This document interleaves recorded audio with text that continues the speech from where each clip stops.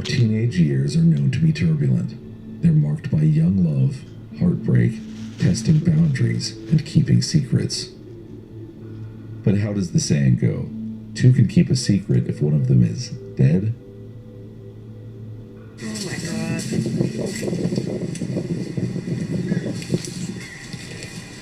Here, let me step back.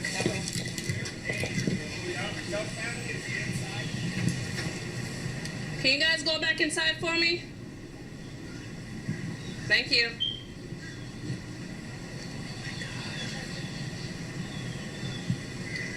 Alright, are you live? Mm-hmm. Alright, I'm off right now. And one of them is dead, it appears. It's just too early to identify exactly who. Please, just give us a few minutes and we'll come in and talk to you. Just go back inside. Can you go back inside, please? Don't, just do as I ask, please. In a few minutes, an officer will come talk to you. Go back inside.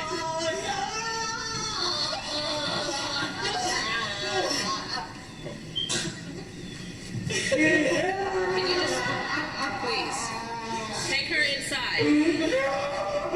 Go back in your apartment for me, please.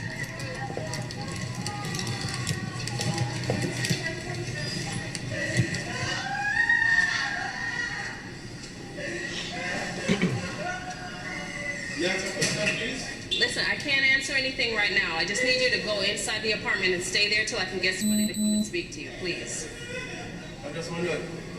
Listen, what did I just ask? Just give us a few minutes and somebody will come and talk to you. Just give me a few minutes. Go ahead and go inside. Okay, go ahead and go inside for me. The search for a missing teen might be coming to a close outside an apartment complex in Broward County, Florida. 18-year-old Dwight Grant, who friends and family call DJ, should be gearing up for a homecoming and graduation when he suddenly disappears on a Sunday in mid-October 2021. Grant is a senior at Miramar High School in Broward County. And while a bad case of senioritis isn't all that uncommon among students in his class, when he doesn't return home and misses school the next morning, that's when alarm bells ring. I have anxiety and depression, so like he would He has anxiety? No, I have okay, anxiety. so he would check on you. Do you know the girl that he's talking to or trying to talk to? No, No, does he have a girlfriend? not to my knowledge, no. No? Okay. All right. So you haven't seen him? What's up, man? No, everything good? Okay. All right. Okay. Thank you very much. Okay, so you haven't spoken to him since. Is this his behavior? Like, does he do it? He's a good kid? He's a good kid. He doesn't drink. He doesn't smoke. If he goes out, he has a plan. He goes out with his friends. He calls literally all of us all the time to let us know, like, what's up, how you doing. Okay. All right. In the morning, at night, with them. Okay. Same thing with these kids. Have they seen him? Let me speak to them really quick. Grant's friends say he's a gamer. He doesn't run around town getting into trouble. He doesn't drink or smoke, and he certainly doesn't disappear. His friends, along with Grant's family, spend Monday handing out flyers and searching for him on foot. By Tuesday, police are canvassing the area near Sherman Circle North, a Miramar neighborhood residents describe as peaceful. Or it used to be peaceful, until around 2 p.m. on Tuesday, October 19th, when they find something in the bushes. It's a body, and not just any body, but a body belonging to a young man. Young enough to be a Miramar High School student? Police aren't quite sure. What they can say, almost for certain, is that Broward County is about to investigate a shocking homicide. Police find the body hidden in some bushes outside the apartment complex where Grant lives. The victim's body might have been easy to miss, that is, if it weren't for the blood-stained sidewalk leading investigators right to him. There are 4 detectives on scene. They convene around the body and engineer a report containing what they know so far. A young man was killed. His body was discarded in the apartment complex's landscaping, and he had suffered what appears to be 2 stab wounds, one to the neck and one to the chest. And when they look closely, they notice something else. The unknown victim is a perfect match for the description Grant's family gave police, but it's too soon to make an identification. For now, Police block off the area surrounding the body and begin processing the scene for evidence. Aquí abajo. Sí. Ahí abajo del stairwell que está ahí había mucha sangre, and you can see that probablemente están tratando de limpiarlo. Hay una cámara aquí, hay dos cámaras aquí, y hay una cámara en esa esquina donde lo tiraron. Sunday. On Sunday, he went missing Sunday. So go around in the middle, go up to the second floor, and put it across. So there's no one goes down the stairwell. Okay. That way. So we got that and that. Crime scene tape, crime scene log. Let me get that started. Whoever, if somebody pulls the video from the place, I already put Where's your car at? right here. Okay. I just need to see who. YouTubers, if you're stuck at 5 to 10K per month and you're tired of relying on the algorithm and sponsorships for your income, the solution is not to upload more videos. Who was there doing it because I told me The office. Back at Miramar Police Headquarters, tipsters are already starting to show up in the lobby and offer information. One woman wants to share what you might consider borrowed evidence, her teenage niece's group chat. Can you just give me a brief rundown? I'm so sorry. Of what's going on? Yeah, because I don't have... You know, I'm seeing on the news that they found a body over by Sherman Circle, and they keep showing the picture of the kid that goes to Miramar High, saying they can't guarantee that it's him, basically, blah, blah, blah. Okay. But on my niece's phone, all the texts are coming through that they're her friends. There's people from school there, they know it's him. Okay. I don't know if that, I don't know unless... No, I Just understand. assuming that it's him because of what... So did you speak to a detective or anything like that? No, I haven't spoken to anybody. I just came here because my niece was telling me that she had got these texts from this girl yesterday from the modeling, and she said it was the most traumatizing day of her life when she seen him yesterday, which would have been Sunday. Yeah. So in my mind, one and one, I'm not saying she did anything, but I'm not saying I can't come here and not show you either because she More than keeps once saying tells everybody in the how many people public she's group killed that and she's in the gang, which... I mean, and it could be just to be, look cool or to be tough. But you never know. it's like, You know, same thing, I don't want the text messages here, I don't want them to just- show my niece's, I don't want her, Like I don't know her her to name. associate Right. with... Okay. right, so it needs to be kind of, if you, Yeah, no, I understand. please, if you can just write on there not to put her name in there, Sure. just in case this girl literally is who she says she You're is. fine. You're fine. No, I She's a senior understand. and I want my niece to make it out of school. I understand. You guys are good. All right. And anything else? This is my area. I mean, you got more things you want to turn in, I'll be here. All right, I'm here until 1. Yeah, that's just the words that you put there, it's just they say, if you say something or see something, say it, and it just doesn't sit right with No, me, so I I have to come understand. and... No, I completely understand. Anytime, ladies, okay? Thank you so much. Let's have a good day. The pieces are all fitting together for investigators. Now they have a crime scene and a possible confession written in text between classmates. By the next day, Wednesday, police confidently say they can ID the body. It was him, the missing Miramar High School student, DJ Grant. But who killed him, and why? The group chat the tipster shared with police might have been written off by some as immature gossip, or an adolescent attempt to seem tough, but to investigators, it's as good as gold. Text messages reveal the names of 3 persons of interest in the case.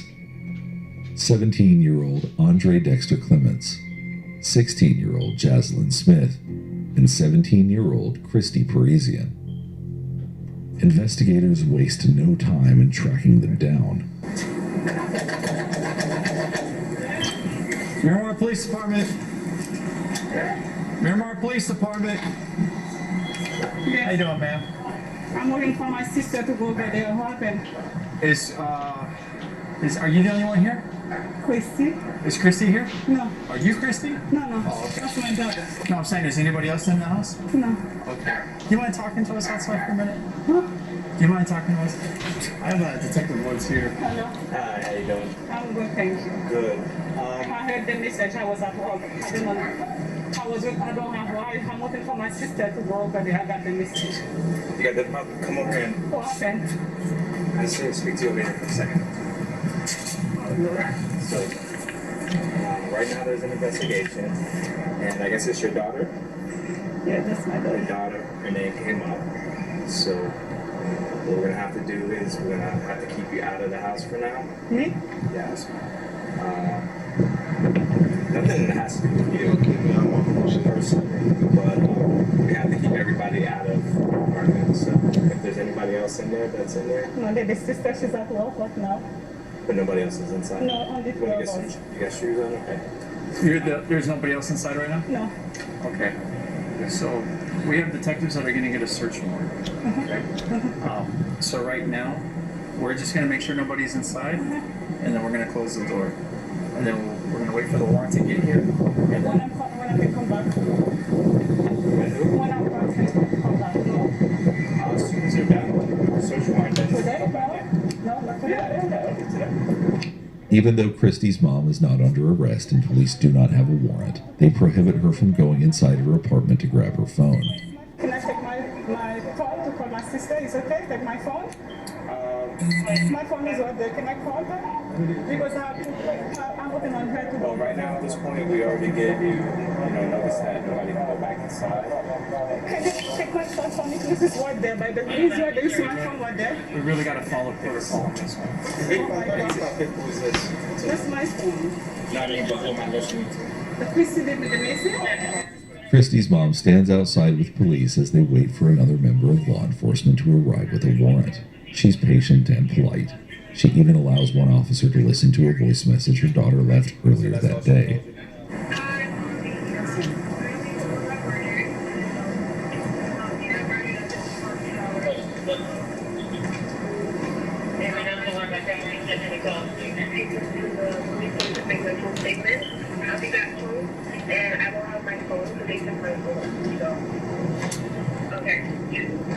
The officer returns the phone to Christy's mom, who doesn't seem to have any additional information for police. According to her, she's also been trying to get in touch with Christy. So are you going to be around here? Are you sticking around here? Or are you leaving? Leaving where? You're not going anywhere, right? No, I was going to the police station. No, I mean right now. I'm looking for my sister to go to the police station because my sister drives. Okay. Well, don't go too far because when we're done, we're going to need you here. No, I'm just going to the police station, that's it, to see what happened, that's all. To see what happened, that's it. I'm not going nowhere because I don't know where to go. I mean, honestly, you go to the police station, they're not going to tell you anything. How old is your daughter? What's your...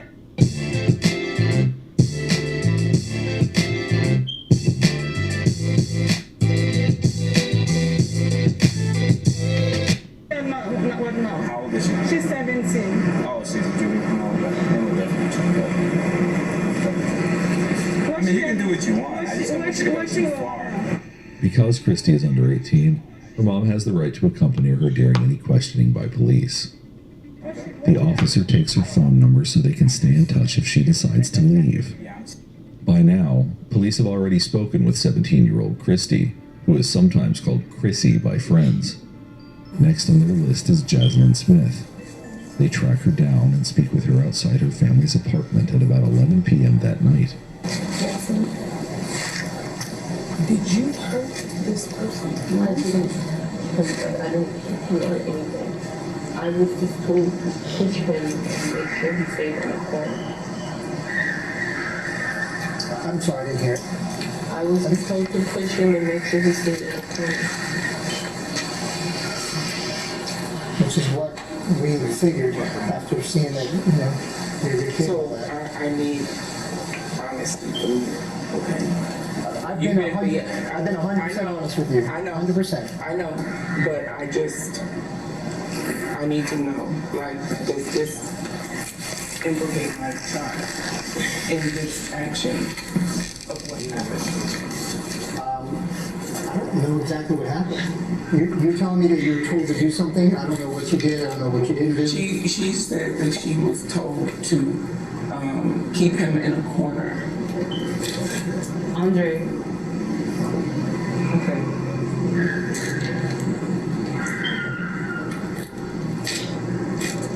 Andre told me that somebody had pissed him off, that somebody that was messing with somebody else's girl or something. It had to do with some type of chick. And that he was upset and that he needed some backup for his fight. told me it was just a fight. I want to make sure that you both understand, because I've said this already to you in the past, that you guys don't have to stay here. You do not have to talk to me. Are you going to arrest my No, child? I'm not going to arrest your child. I'm not. And I want to make sure that you understand that, because she is 16. I'm being completely honest with you. I want to hear what she has to say, but I wanted to reiterate, because I said it to you and she wasn't here. That's all. Okay? You understand? Do you understand what I'm saying? I understand what you're saying, but I don't want to go to some police station and leave without my daughter. I'm just saying, you don't have to, we have to hold this house, but you guys don't have to stay here. That's all I'm saying. Detectives are still building their case, so they aren't making an official arrest quite yet. But Smith seems ready to talk, and her mom doesn't object, so the police let her share her version of what happened. He told me to dress up in all black and follow him. Andre? I want you guys to do this for me. Just help me out with a fight. It's fine. We walked all the way there, and we walked up the stairway, and Chrissy was there. Chrissy had seduced him, from what I know. I was trying to just pretend and forget that it didn't happen. I already knew that if something like this was going to happen, I already knew the cops were going to show up sooner or later, and I already started preparing myself for the worst, Mom. What do you mean by preparing yourself for the worst? If they send me away, Mom.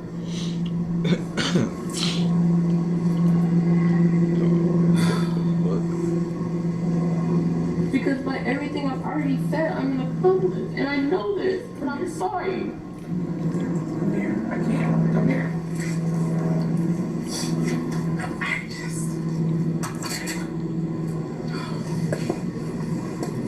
The female officer on scene can be seen laughing out of Smith's sight, but the scene is anything but funny.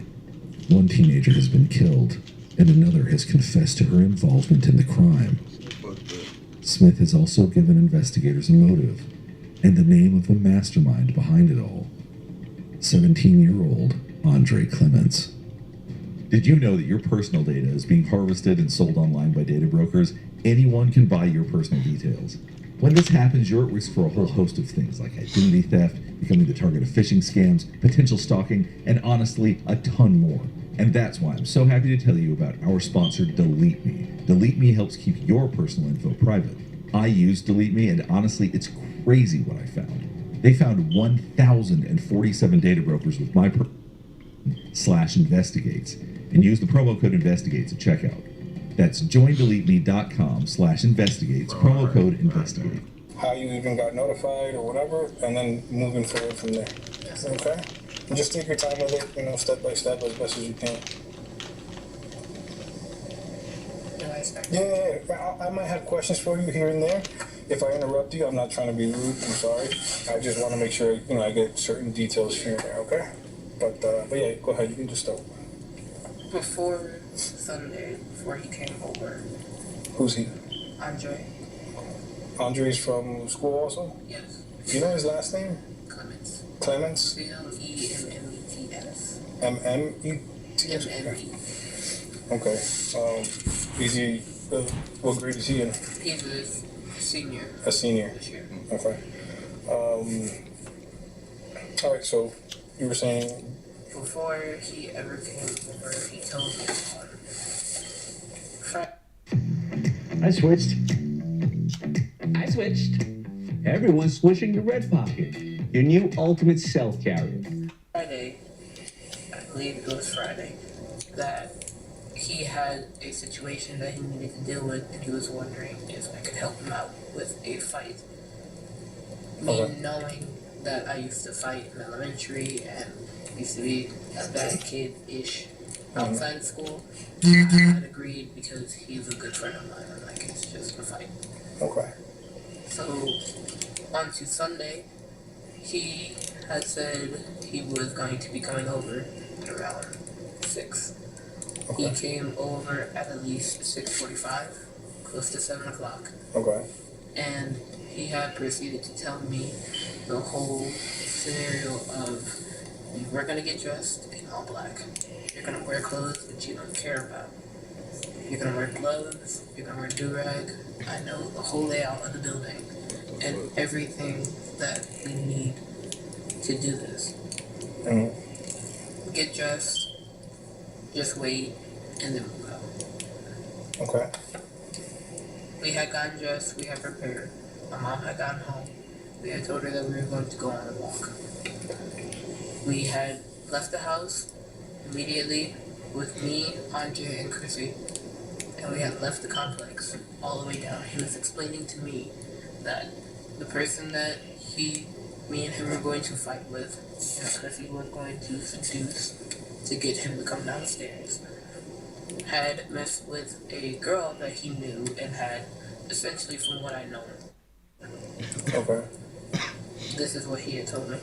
And on the way there, he's telling me exactly where we're going to walk, exactly how we're going to walk, exactly what we're going to do, and what we're going to wait for a signal. And I was like, okay, it's just a fight. We had walked up the stairs. We had walked through the front gates of the complex. Do you remember which complex it was? I don't know the name. I do know that it's the complex next to the old house that we used to live to. We had walked in fully. We were wearing gloves, 2 sets. We had on all black from head to toe. We had on our hoodies, we had on do-rags, cover our eyebrows, facial hair, anything like that. Okay. We had masks on. We had walked out and COVID mask? Yeah. We had walked out and we were immediately when we got in there, we had walked over to where the staircase.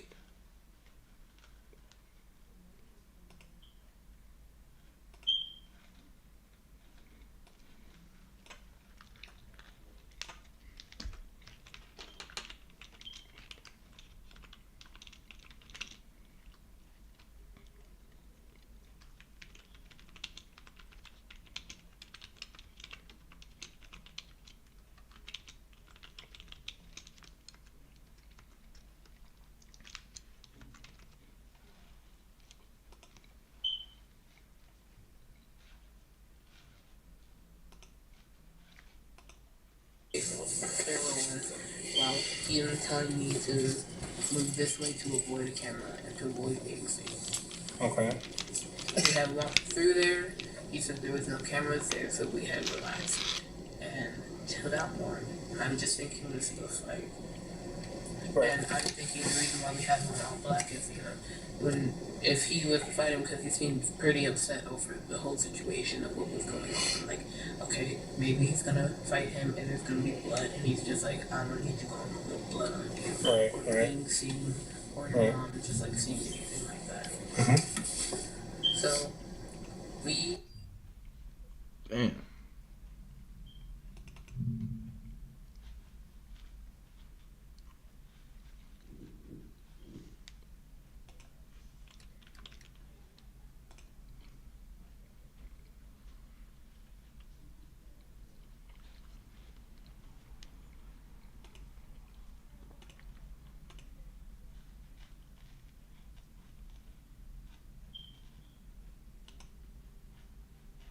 What the fuck?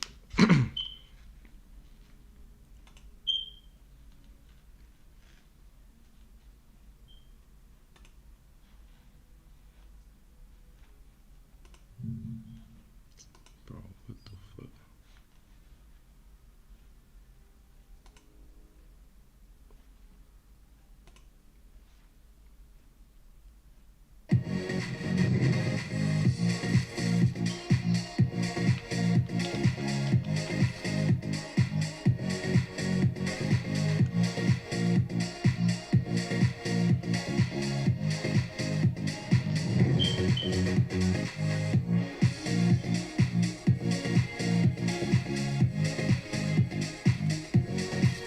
So, we had walked up the stairs while Chrissy stayed downstairs and made a call or a text saying that she was here. Me and him were upstairs. He's just talking to me, we're relaxed, we're chill.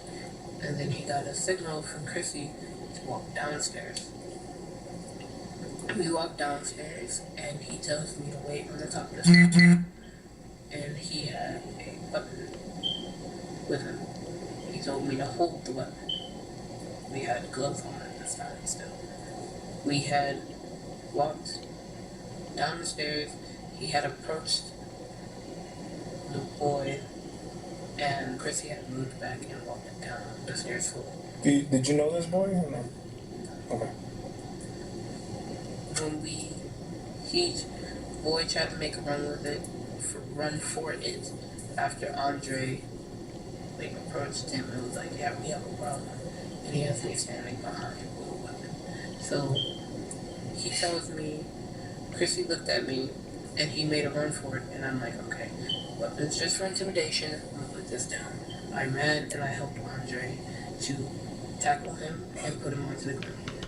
But, of course, the weapon wasn't just for intimidation, and this wasn't just a fight.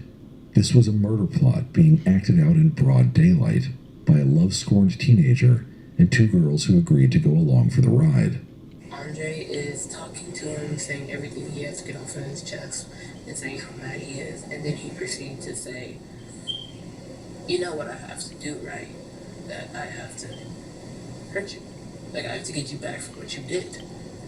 And the boy is like, you don't have to do this. I won't bother you. I won't say nothing. I haven't seen you guys. I won't say anything. Nothing. And I'm just thinking, okay, Andre's probably going to hit him or punch him. And then everything else is just, he's just going to get into a fight. We're going to leave. Andre asked for the weapon after explaining to him that he was going to kill the other boy. He had asked for the weapon, and I just handed it to him because I was like, I don't know about this, but I'm like, okay, maybe you're joking, because me and Andre are playful. We like to mess around and we do like play fight. We're just very like sibling type relationship. Right. And he had taken the weapon and he had pushed the other boy into the corner and he was begging not to get hurt. And I'm just thinking Andre's just gonna hit him. And Andre told me to come here and help him. And I was like, okay, you can do what you want to do. You can punch him or something. And I'm just holding it. And then Andre proceeds to rap. My neighbor Brian was like, yo, where'd you get this knife? I'm like, Bespoke. I see you talking about Bespoke all the time. Is it worth it? You tell him what you're into. And then after a while, Chrissy said there's a lot of cars here, there's a lot of people watching, there's kids out, you need to hurry it up. So like, Andre, do what you gotta do, just hurry it up, we gotta go. He proceeded to take out a small weapon and attempt to stab it. I'm sorry? Attempt to stab it. Okay. And he was failing, and I was just like, okay, I can see it because I'm holding his legs. So I'm in a position where I'm holding both of his legs and I'm wrapped around his under torso, and I just feel poking right here. And I'm wondering what that is. And the other boy, he has the weapon just like waving it, just like trying to not get harmed. And then he had another smaller weapon, and he took that out, and he stabbed him right here. Where's right here? On the neck, like back side of the neck? Like side. On the right side? Did you do right side? According to Smith's story, the only fight that took place that afternoon was DJ Grant's fight for his life. And despite her claim that she didn't know the full extent of Andre's plan, Smith admits to helping hold Grant still, even after Andre stabs him. Also, the boy was just like, you're gonna kill me. Just choke me out or like end it, because he kept going in and out. He's like, choke me out, end it, stab me, do something. And Andre stabbed him. And he had told me, and Chrissy, he had told me to get Chrissy get cleaning supplies. And at this time, the gloves that we were having on and wearing were ripping and torn. And I was getting nervous, and I was getting scared. and I wasn't showing any of it because I'm just like, if I show this, they're gonna know that I'm like, I can't do this, and I'm like freaking out. So I'm like, I'll do what you say. I didn't tell them this, but I'm like, I'll do what you say. It is what it is, and whatever happens, happens. It is what it is. Smith's demeanor feels cold for someone who supposedly didn't expect the altercation to go down this way. But then, once the story of Grant's death is told, Smith seems to slip up and reveal something to officers that contradicts her original story. So I had helped Andre move him a certain direction under the cameras, under the one camera that we saw right there, and into the bushes. And at this time, we both had not eaten, we both were exhausted, so he's like, push him back here into the bushes and just leave him there. We'll figure out what to do with him at a different time. And I'm just saying, okay, because prior to this, he had told me that this was the first person he had ever killed. Prior to it, he had told you that? When we were at the house, when we were just talking about the whole plan of what to do, what was going to happen, but he never told me that he was going to kill somebody until at this time. Like, this is the first person. I'm going to leave it here. I'll ask Chrissy. We're going to leave. Clemens had spoken to Smith about killing Grant while they were still getting ready at her house, before they met with Parisian, and before they lured Grant to the stairwell where he ultimately met his demise. After the teens dragged Grant's body into the bushes, they cleaned up and sealed their supplies and weapons in a bag that Smith hid in her jacket. Then they removed their gloves and walked back to the complex where Smith lived. They found an open, grassy area outside the complex, clearly visible to residents who happened to be looking, and set out to dispose of the evidence. They started what Smith calls a bonfire with gasoline. They threw bloody clothes in the middle, gathered around it, and talked. As they watched the blood-soaked fabric burn, they shared their fears and wondered what would happen next. That's when a security guard for the apartment complex approached them. Now they had a witness, not only to the crime itself, but the aftermath. And to make matters worse, he wasn't the only one. Someone else had alerted him. And as she would later tell police, she remembered everything. I saw the So what time you get up? and the two girls, they were just standing there, but they weren't moving much. The chubby girl, she was just like moving back and forth, like standing in the same spot but moving a little bit. And then the guy was moving around the Go fire, back and watch this just video. throwing This more gasoline. motherfucker is- What was he? This shit crazy. What did you see him throw? It was like a bottle. It was like the normal bottles that Like a bottle that you use for like a barbecue, or yeah, Like yeah. they- Like it looked like I don't have a water bottle, but it just looked like one of those normal bottles with like, you know how it's like when you go to a restaurant, it's like ketchup. Okay. Yeah. What time you get out? He was just throwing the gas. like that. Those. He was just walking around the fire. And he was just throwing more in the fire, which is getting big. And what was it?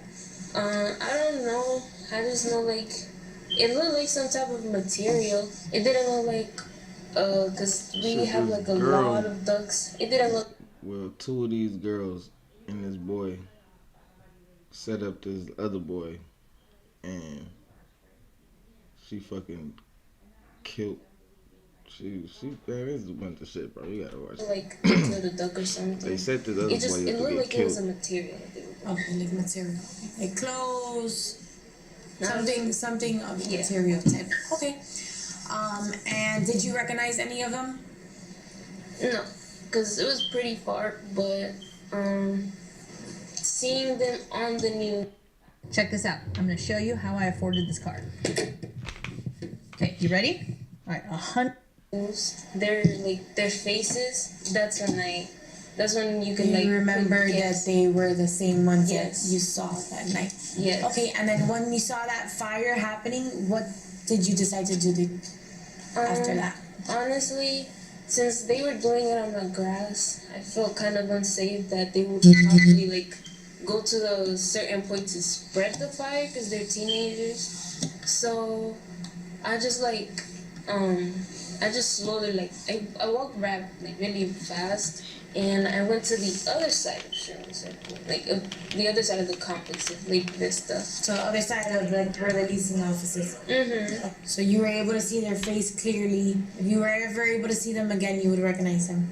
I didn't see their face, but I saw their body shape, and seeing them on the photos, you could picture them, especially the chubby girl. It was very noticeable. I could see her braids, and the kids. And you did alert the security guard. Yes. Of the fire. Yes. And that's when he was made aware. Okay. Is there anything else you can think of about that night that kind of stood out to you? No, not really. I just saw like their emotions, and right when I came to my apartment, they were. What did they appear like? You could feel the traumatization from them, and you could feel like they were scared, but you could also feel like they had the energy of the way of thinking like he deserved it. Like you could notice that. Okay. And right when I went to my apartment, I immediately went to my balcony to see if they were still there, but they were gone really fast. Right. And all you saw was all I saw was the burnt grass. Now investigators have security footage of the teens in all black. Eyewitnesses who saw Clements, Parisian, and Smith burning the evidence, and Smith's long-winded confession that she gave police in the squad car. All they needed now was the weapon, and that, it turned out, would be the most shocking part of the crime. You had said that the weapon that Andre was using, he used it to stab the boy. I'm assuming it's a knife then that he had? There's a knife and there is a longer. Hello. A longer what? Sword. A sword. Okay. Do you know what ended up happening with those? So it was a small knife and then the long sword? Yes. Okay. A sword. Now that complicates things for Smith. The officers know that it's possible Andre Clements could have concealed a knife from Smith and Parisian, but to miss that he carried a sword all the way from her apartment to the complex where they met up with Grant, that seems unlikely to detectives. When he first came here, before all this started, right? When he first showed up at your house, he got here with, you said it was a collection, right? The small ones was a part of a collection? The small ones I didn't see, but they were like either in his pocket or in the bag that he had brought. Okay. And I guess one of them stayed behind, and then he took one small one, and then the big sword also. So you saw the big sword when he first showed up here in the first place? No, I didn't see it exactly. I saw that there was a bag with it, and I was like, okay. Because somebody else had taken everything out of the house behind us, and I didn't know where that was. And I believe it was either in like a jacket with him, or with Chrissy in an extra jacket or in a bag with them. Okay. I didn't see it. I wasn't paying much attention. Maybe Smith wasn't paying attention, but law enforcement are locked in. By now, detectives have a mountain of evidence that they hope will prove pivotal moments in Smith's story to be true, and others false. Security footage from the apartment complex shows the three teens in black as they walk to ambush Grant by the stairwell, just like Smith alleged. One camera even captured Grant's final moments. Another what appears to be footage of the teens dragging Grant's body into the bushes. But some pieces of Smith's story aren't adding up. Police confiscate and download the teens' phones to get the full truth. Smith's claim that she thought it was just a fight, well, text messages tell a different story. One message read, "Murder will definitely happen soon." Within days, police detain Smith, Parisian, and Clements. All three teens are charged as adults and receive the same charges of tampering with evidence and conspiracy to commit murder. Smith and Parisian are also charged with murder in the second degree.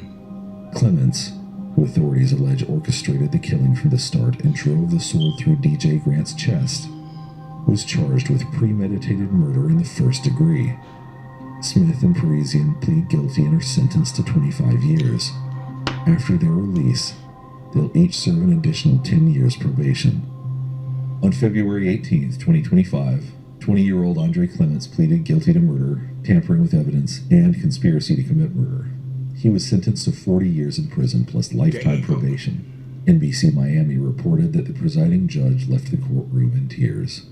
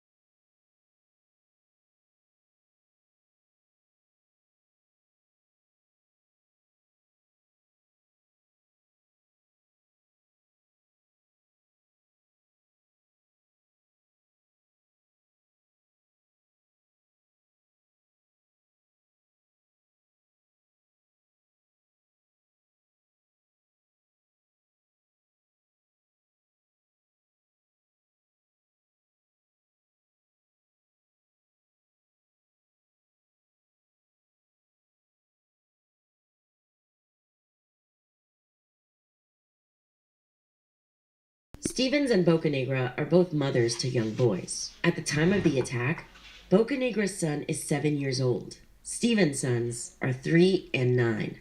Stevens knows Bocanegra as her fiance's manager at Floor and Decor, where he works overnight shifts. Wanna get up? Get off me. Get off my hair. I'm gonna f you up. Let me go then. Get off me. Say hi to Daniel. Get off me. Say hi to Daniel. Get the f off You know me. he said I could come out here and f you up, right? Okay, good. You know that, right? Uh-huh. He's in the house with our son. Hey, wow. He said I could f you up. Yep, this is what we do. If I get mad and he knows I'm leaving, he feels sad. He says, I let you f up. That's what I'm doing. F you up. All right. Tell me everything. You got it. No. No, you ain't got. You don't get to be say on my something. man, right? You want to be in front of my man, right? Right? You his manager? I'm getting you fired. That's bias. Okay. Yep, that's a conflict of interest. I'm showing this to the job. You're f***ing my while he's on the clock. My going there trying to ruin his family. He has a whole son. You're mad for him? Okay. Get up. Wow. Get up. Don't that. That's it. Get the Yeah. During the fight, Stevens instructs Gonzalez to steal Bocanegra's phone. They take it back to the apartment, where they plan to call Bocanegra's fiance to tell him about her affair with Daniel Gonzalez. on my face. Hey, give my phone. Nope, you're not getting it. You're jumping both of us for your phone. Come on. Let's go. Let's go. Give my phone. No. Bocanegra follows her assailants up to the apartment to retrieve her phone. Daniel Gonzalez, who was allegedly sleeping in the apartment during the attack, hears the verbal altercation between the women at his door and gives Bocanegra's phone back to her. According to the Gonzalez siblings, Bocanegra appears badly beaten. She goes to a local hospital to treat the injury she sustained from Stevens. Several passersby witnessed the attack. One person calls the Gwinnett County Police. Authorities go to Stevens' apartment that afternoon to ask what happened. I want to buy your house. I can pay you cash for your house no matter what condition it's in. If you need to sell your house for any reason, click the button under the... Can they come out? The females that are in there? The females out there are fine. Yeah. This girl, she came to my house. She's been sleeping with my fiance. Mm. She works over there. She's his manager, and she keeps on forcing him to have sex with her after he then cut it off, or she's gonna fire him. And we ended up fighting right there because she approached my home. This is my home. She lives all the way over there. Okay, is everybody in the house right now? Oh, just me. I'm the only one that fought. Just me. The girl, she left. Is your sister involved?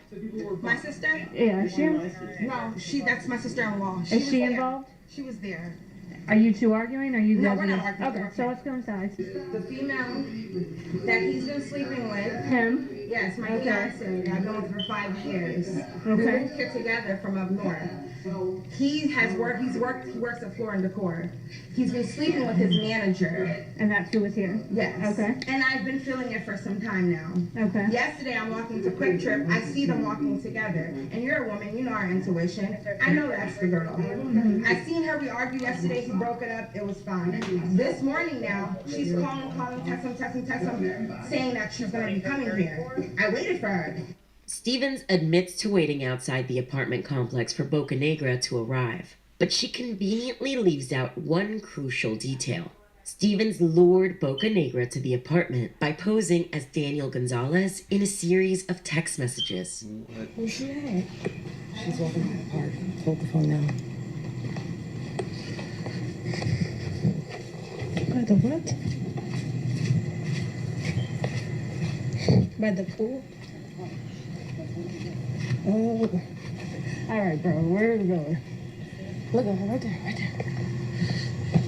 So guess what? That was me. You know me. By that evening, Gwinnett County Police receive a call from the hospital where Bocanegra checked in. She needs to be transported to a different hospital for surgery. Unfortunately, her injuries are too severe. The 30-year-old New York native and mother to a 7-year-old boy dies before they can operate. Upon receiving the news of Bocanegra's untimely death, Gwinnett County detectives make their way to the Preston Hills at Mill Creek apartment complex. They're looking for Stevens and Gonzalez. I know, that was the girls that were walking. They went to Quick Trip. Hey, I'm Detective Carter with Gwinnett County Police. Are you're intimate? Yes, hi. Hey, this is Detective Poppy or Sergeant Poppy. Hi, nice to meet you. We know that there was like an incident that happened earlier today. Has anyone called you about it since? No. Is somebody supposed to? Well, we just got another call about it. So I guess the girl went to the hospital and she died. She died. She's dead.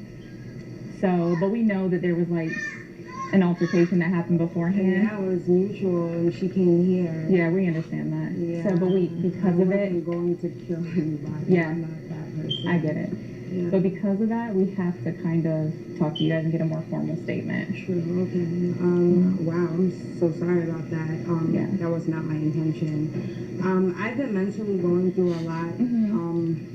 I have bipolar depression, and I'm just going through a lot right now. And I came here from up north with my fiance. That's him. Hey. I came here with my fiance. Okay. Yeah. So I came Are you here, the sister? Yeah, Okay. sister. I came here with my fiance to start a new life, buy a house, everything like that, and I never expected him to basically cheat on me with someone at the workplace. You know what I'm saying? So we would like to get like a formal statement. So we're going to ask that you come up to our headquarters and talk to us. It's just right up the street. Okay. All right. I hear kids. Is there someone else here that can? There's someone here with them? Yeah. Okay. Once Stevens and Gonzalez arrive, the women are placed in separate interrogation rooms where they wait for Detective Araya and Detective Carter. Just go through basically, since I wasn't there and I'm playing catch up basically. So what happened? So like, let me start to where it leaded. Okay. Okay, so like, She laughing and shit. since I've been down here, they haven't been on good terms. So, arguments back to back. So like, we just came back from Florida like not too long ago from her mom's wedding. And we left on bad terms with everybody because my brother got into a, incident with her stepdad. So ever since that happened and we left Florida, it's just been rockier. It's just been worse arguments. So, yeah. Sorry, I just cursed. You're fine. Okay. Yeah, I fucked up earlier. Okay. So, like, that arguing or whatever. So, my brother, him being a man, cheats. Like always, he's feeling less than he thinks it's okay to cheat. So, he tells me. So, he tells me who's he cheating with and stuff. Now, me and my stepsister, not my stepsister, my sister-in-law, we're very close, like, so close, like, you understand. Like, she's more of a sister to me than my brother's a brother to me, Yeah. So, like, we're very close. Yeah. So, once he told me, I was just like, ooh, what do I just tell her? It's girl code. Yeah, right? So, especially when, right after he told me what he was doing, he wanted to do it with her. So I was just like, I'm about to tell her. I dare you to let me build you a completely free e-commerce store preloaded with 20 handpicked products that are trending all over the world, basically validated by AI from a trending 2 days prior before this day, we were just chilling, she was working, and Daniel did something to her to make her upset. So we were talking or whatever.